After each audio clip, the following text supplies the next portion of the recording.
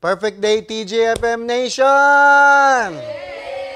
Yeah, welcome again to our Simbalay service brought to you by TGFM. And again, for week after week, we always greeted and we always acknowledge those who are joining with us for the first time. Ay mga first-timer natin, we welcome you and those who are hosting and sa mga facilitators, good job. Can you give yourself good thumbs up for each and every one? Yeah, keep doing. I know, Diane, you are all excited to see the progress in your journey towards itong ginagawa natin, no?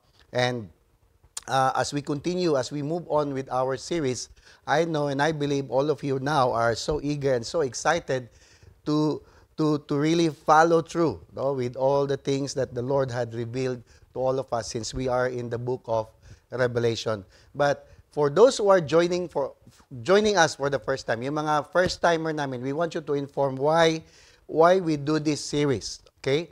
We want you to know that we are stepping in the last days where the book of Isaiah 61 verse 2 is coming to pass. If I may read that for you, it says that it is to proclaim the year or the acceptable year of the Lord and the day of vengeance of our God, and to comfort all who mourn. So we are in our transition period, no, from the favorable year of the Lord to the day of vengeance. And the book of Revelation will give us clarity, no, of what is that all about. Kung ano ba talaga ang ibig sabihin ng favorable year of the Lord and transition to the day of vengeance of our God. So this is what it is. So as we continue to what we have left last week, we will continue to discuss today the unveiling of Christ about what Jesus had done.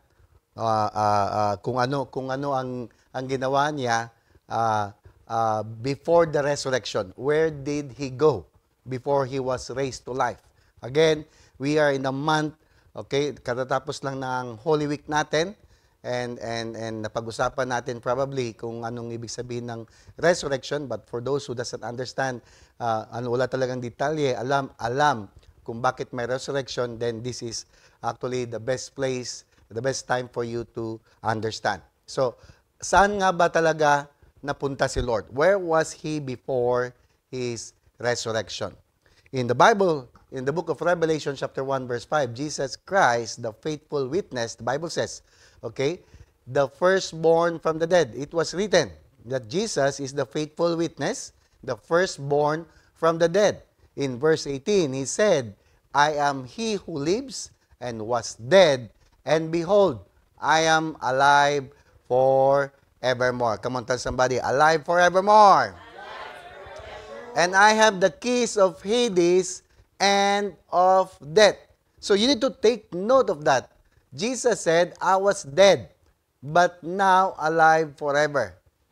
Which, for some of us, no, na nagpa-follow talaga, we have discussed last week that Jesus died not only physically, which is in the Greek word thanatos, but also Jesus died spiritually, nekros.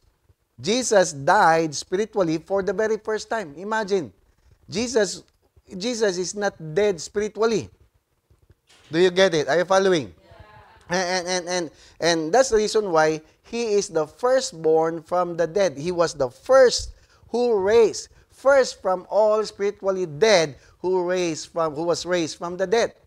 That's why those who will follow Christ will no longer be dead, but will have life. Are you following? Okay, let's look at this. John chapter 11, verse 25. No?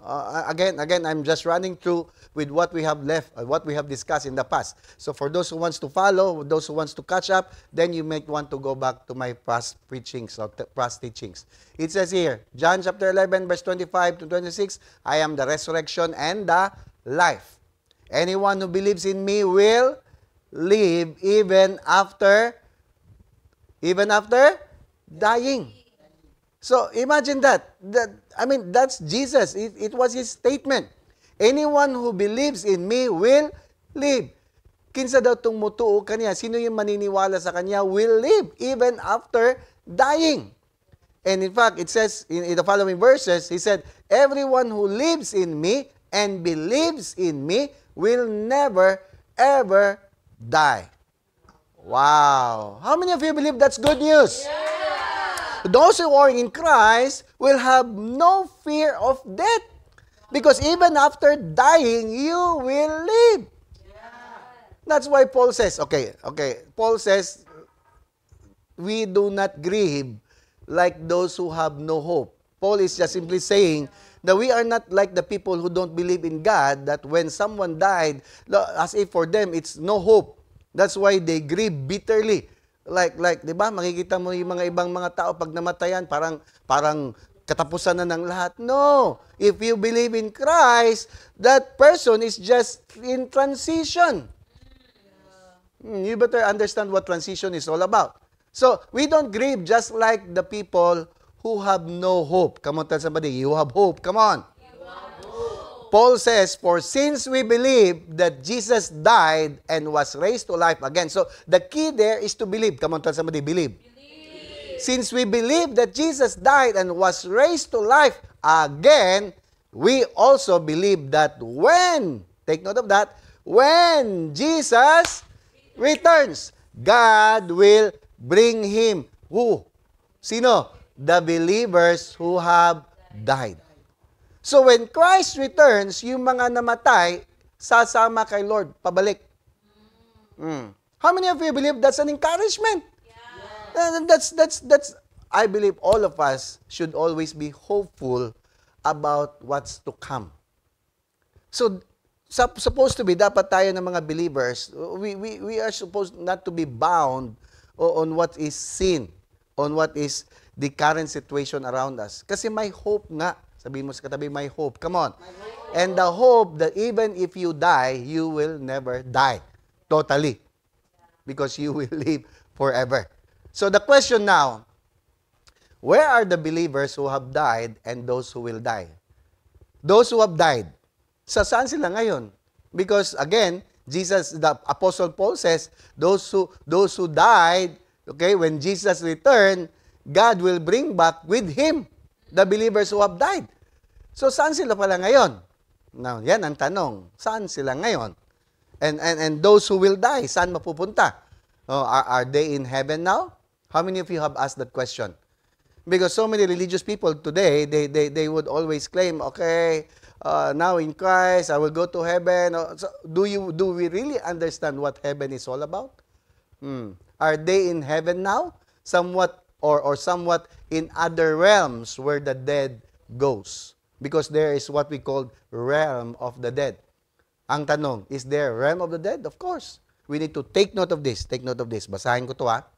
Prior to the resurrection of Jesus Christ, when a person dies, whether good or evil, righteous or wicked, every soul goes to the place called realms of the dead or Sheol. Okay, hindi ko kasi na correct, but Sheol is also a place. Actually, during our time, there's a place called Sheol. Okay, listen to this. All before Christ will go to the place called Sheol. Okay, let's look at this. Isaiah 38 verse 10. This is King Hezekiah. Okay? Remember, King Hezekiah was also a righteous person. So he said, in the prime of my life, I shall go to the gates of Sheol. This was the time when he was sick. Okay? And he had felt that in the prime of his life, he is about to die. He is entering gates of Sheol. So God said to Moses, another time, God said to Moses regarding the rebellion of Korah, yung judgment niya sa mga sumama kay Korah, sabi niya, they and all that belonged to them went down alive to Sheol. So ano yung Sheol? And the earth closed over them, and they perished from the midst of the assembly. King David also, during his time, prophesied about the Lord Jesus Christ. Okay, take note of this. Para sundan nyo lang ako. Okay, huwag kayo mawala. For you will not leave my soul in Sheol. Sana all. Okay? You will not leave my soul in Sheol, nor will you allow your Holy One to see corruption. Okay? That's in the Old Testament, Psalms. In the New Testament, let's look at this. For you will not leave my soul in Hades, nor will you allow your Holy One to see corruption. So, now, this time, Peter is quoting the scriptures from the Old, but this time, he uses the word Hades instead of Sheol, because in the original translation in the Old Testament was written in Hebrew. So Hades in Hebrew word is the word Sheol. So in the Old Testament, okay, the word Hades is the word Sheol. In the New Testament, the Hebrew word Sheol was translated to the word Hades in Greek. And it was written also in English, which is hell. Are you following? So, ibig sabihin, Sheol, Hades, or hell is just one realms of the dead or those who died or those who will die. But this place is just a temporary holding place for dead people. Are you following? Are you still following? Okay? So, remember, Jesus said, I hold the keys of Hades and death. He hold the keys of what? Hades and death. So, he hold the keys of Sheol, he hold the keys of Hades or hell. So, hold on to that thought. Hold on. Sabihin mo sa katabi mo, hold on. Sa mga first timers, sabihin mo sa kanya, gising lang, gising lang. Okay? Kaya pa yan, kaya pa. Okay? Remember, this is teaching. You know, somehow, I want you to understand. Pag wala kang information, wala kang revelation. Mahirap magkaroon ng revelation without information. And pag wala kang revelation, mahirap mag-transform. So kailangan mo maintindihan ng mga bagay-bagay ito. This is actually pretty basic. For some, it's deep, but I'm praying that everything will be unveiled to you so that you will see the reality of your condition now so that you will be expectant and hopeful and excited for your future. And you will not be stressed with what's going on today because what's going on today is far from what will happen in the future. Kaya mangandam na ka. Sabihin mo sa katabi mo, mangandam na. Sabihin mo sa katabi, sa Tagalog, mag-prepare ka na. Tagalog ba yan? Maghanda ka na pala. Okay. So, ano daw? Maganda na, mag-lunch na. Okay. Okay. In the realm of the dead, okay? In the realm of the dead, it has two compartments. Okay? Place of torment and the bosom of Abraham. This is in the Old Testament. Take note of this. This is in the Old Testament. So in the realm of the dead, there is compartments. Okay, one is the place of torment, and another is the bosom of Abraham. Okay, Jesus himself mentioned this in the parable of the rich man and Lazarus. Lazarus, remember the poor man Lazarus in Luke chapter 16. So you know the story that the rich man was living in luxury. Okay, he doesn't care about poor, he doesn't care about anything and anybody. Okay, while the poor man Lazarus was on his gate waiting to be fed. Then instead of asking food, the dogs now are the ones licking him, thinking that he is a food. So it came to pass that both of them died. So it says here in verse 22, this is Jesus, story to ni Lord. Kaya hindi mo pwede dapat i-miss out. Okay, so it was that beggar died and was carried by the angels to Abraham's bosom. Abraham's bosom is also the same as paradise.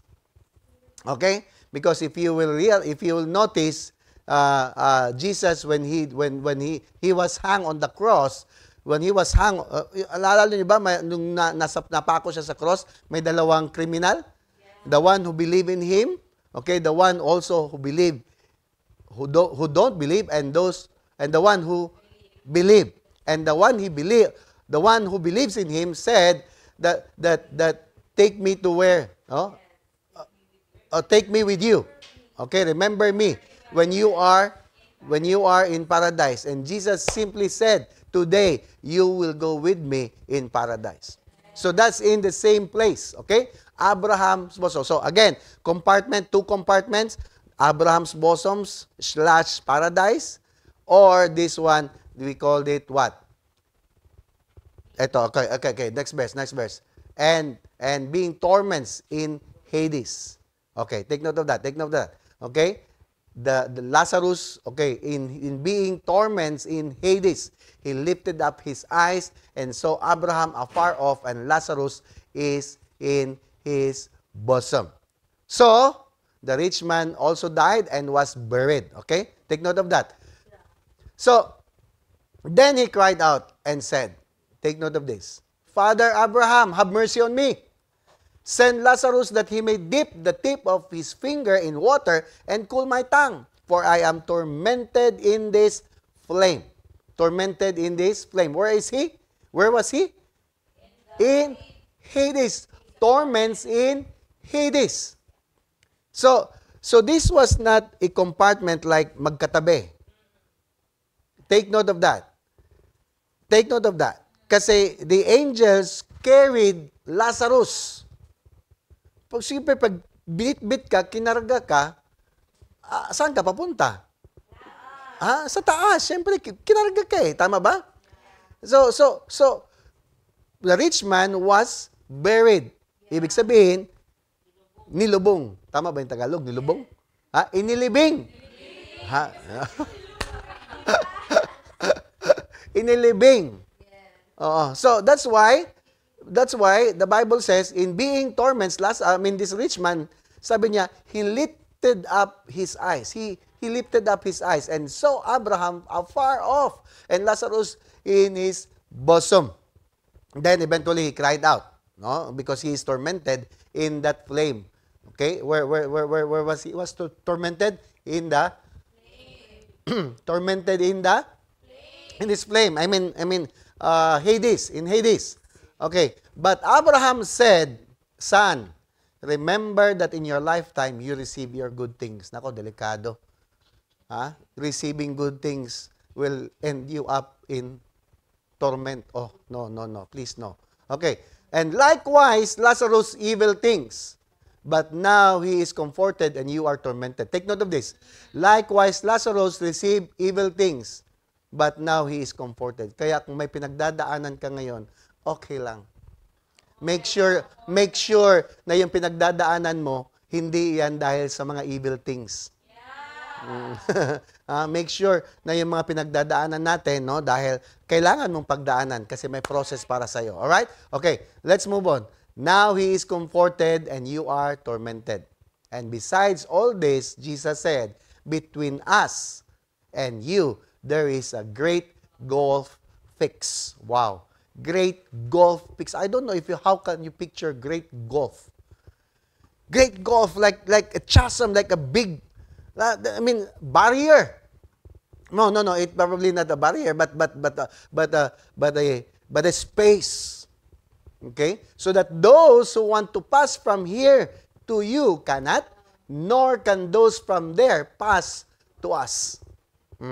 So, both of them, remember, both of them went into the realm of the dead because both of them died. Lazarus was carried, rich man was buried. Abraham's bosom is a place of comfort. Hades is a place of torment. And in between, there is chasm. There is a great gulf in between. Okay? Fix between the two to keep them from crossing one side to the other side. Andiyan ba tayo? Are you still following? Remember, these things is very important and very crucial in our perspective because this talks about our future. Sometimes, the reason why we are so worried about life because we don't know our future. We are so perplexed. We are so preoccupied with what's going on today because you think that future is like far and you cannot see it, and that that's a problem. But once you are in Christ, one of the best things once you are in Christ is to be filled with joy, filled with peace and hope. Because this is what Jesus carried. You will have the peace. And then you will have an open picture of what you will just don't know, but you will eventually have hope. I don't know. But magkaroon ka lang ng peace and then you will be hopeful of your future. Kasi kung peaceful ka, automatically you will be hopeful. Hello? Bakit nga ba may stress? Tanungin niyo ko bakit? Dahil walang hope. Automatically, when you lose hope, you will lose the peace inside of you. Kaya it's important to have in Christ, to know Christ, and to know what He had done for all of us. He resurrected so that we may live. He died. He resurrected so that we may, yes, we will die, but we'll live eventually. Nandiyan ba tayo? So, I'd like to move on, okay? Kasi wala tayo masyadong mahabang oras. Masarap makipag-usap, pero okay. But listen to me. Remember, there was once that Jesus was asked by the people.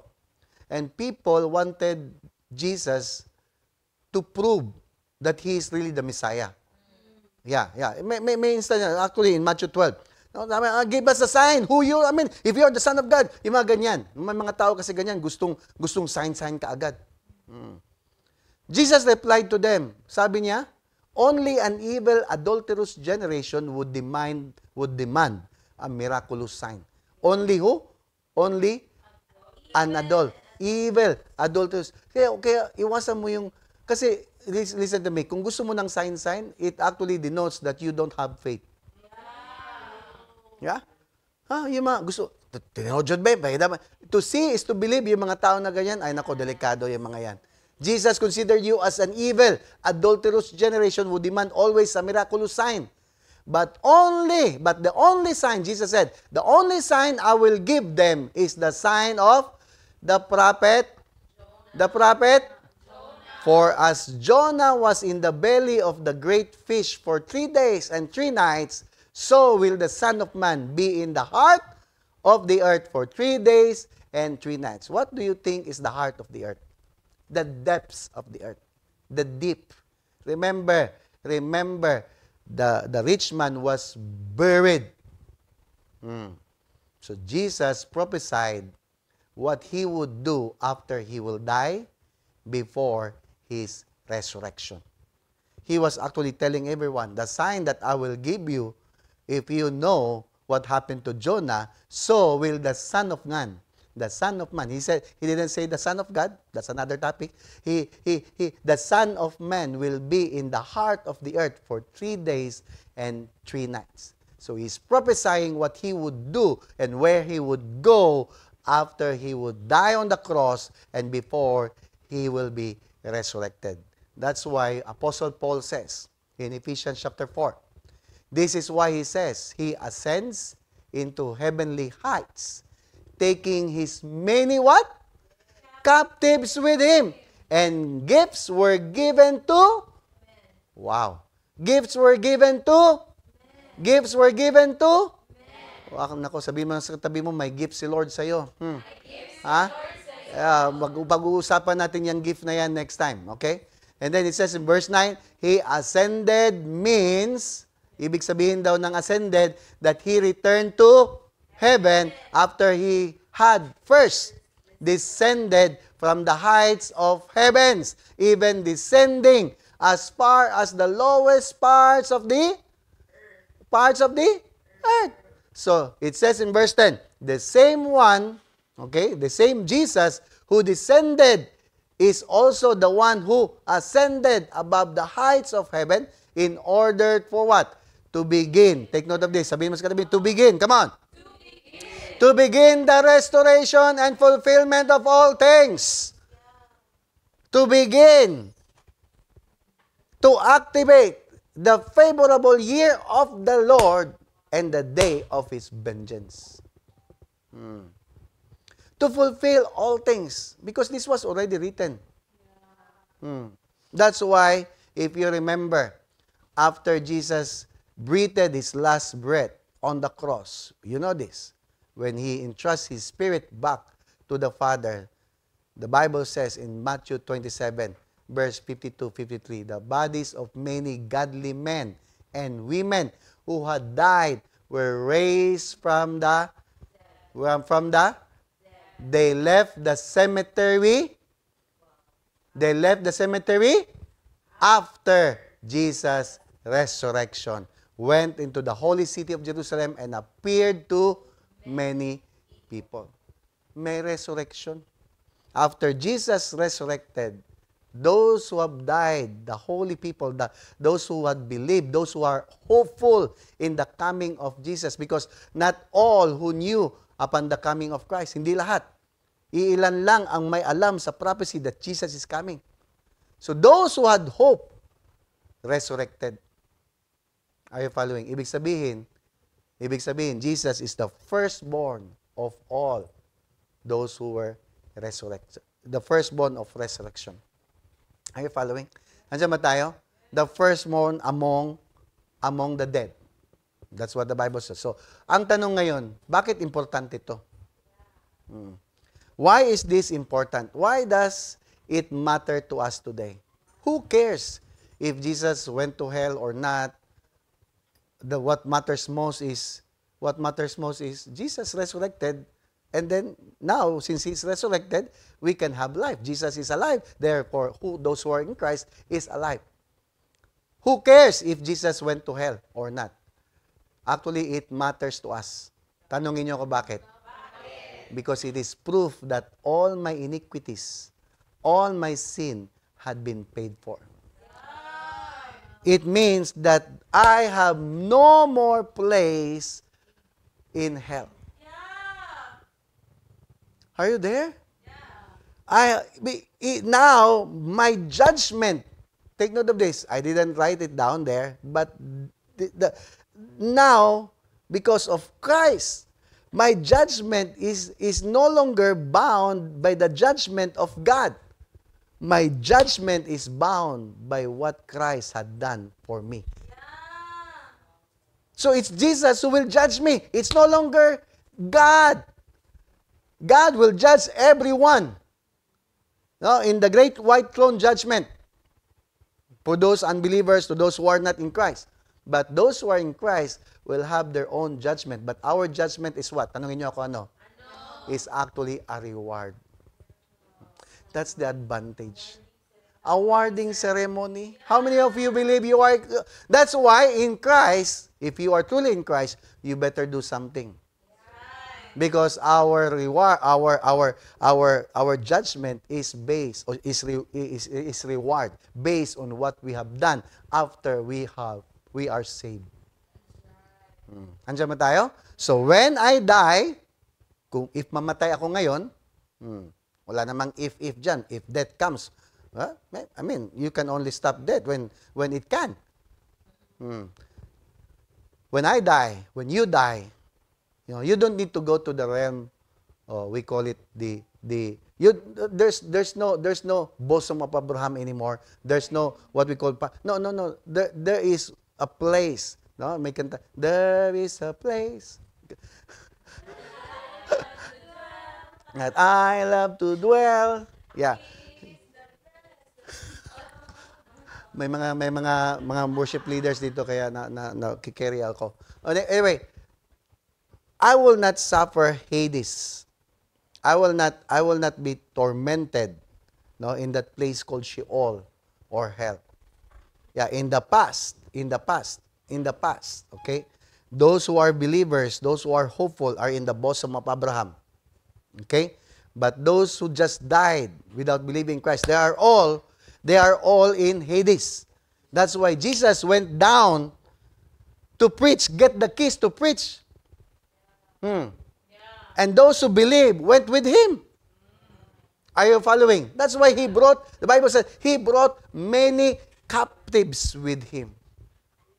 Andiyan ba tayo? I can explain further about these things, but you know what? There's more to this. We will move through maybe next week. But listen to me. One of the best things that we have now in Christ, since He hold now the keys of Hades and death. Jesus hold the keys of Hades and death. Now He determines who will go to Hades or death. Because these two are not also the same. Hades is a place of the realm of the dead. Death is a place where you will die. It's totally death. Are you following? Okay. So, In 1 Corinthians chapter 15, I want to end with this. Verse 54, it says, death is swallowed up in victory. The sting of death is sin. No, ang power daw ng death is sin. Okay? The sting. Ano ibig sabihin ng sting? No. It's not lason. It's sting. Kamandag.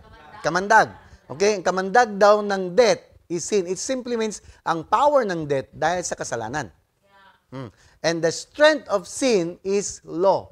Ibig sabihin, if you are ignorant about the law, sin will be more enforced and death will be holding you powerfully. Andiyan ba tayo? But those struggles are done.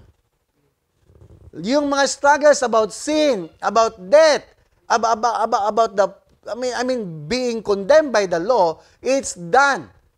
Kaya sabi sa verse 57, thanks be to God who gives us what?